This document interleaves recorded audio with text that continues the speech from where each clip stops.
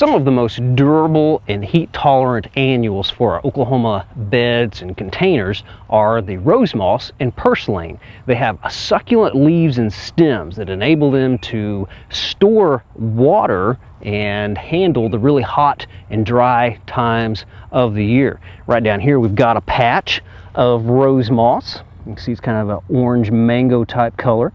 And right over here I've got some cuttings of some purslane. And the plants are very closely related. The leaves you can see of the rose moss are long and narrow, sort of pickle shaped or cucumber shaped, whereas the leaves of the purslane are broader and flatter. But both make very durable annuals for Oklahoma gardens.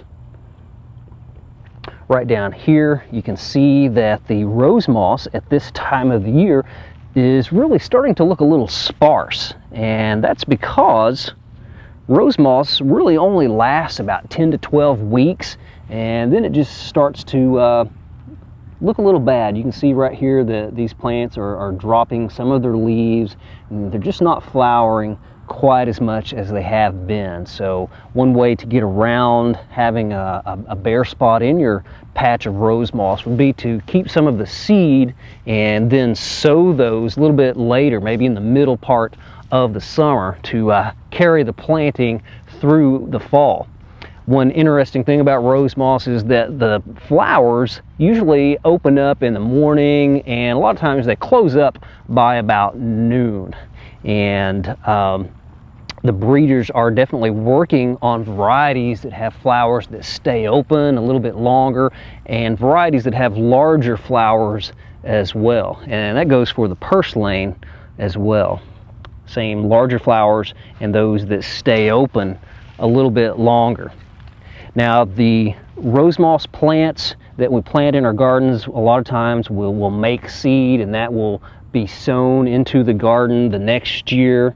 But a lot of the times, those seedlings that we get the next year aren't quite as showy. The flowers aren't quite as large. But I've always been fascinated with the seeds of the rose moss. They come in these little cup-like capsules, and they're silvery and shiny. I think really neat little rose moss seeds. And it's okay to grow those, just thin them out in the spring whenever they start coming up. But again, the flowers aren't going to be quite as attractive as the parents. So if you want the same big nice flowers, buy new seed every year or buy the plants.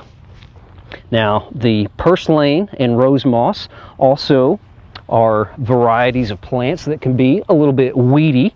And I've got some examples right over here.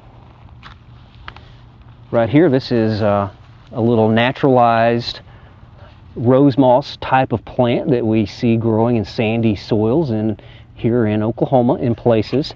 So you can see that it's a lot smaller, and the buds really haven't opened up, but they're tiny little pink flowers, maybe a quarter of an inch across. Not really all that showy, not really that noticeable. So right here we've got rose moss, the plant.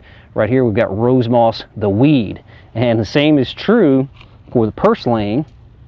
Actually, right here we've got purslane, the flower, and right here we've got purslane, the weed.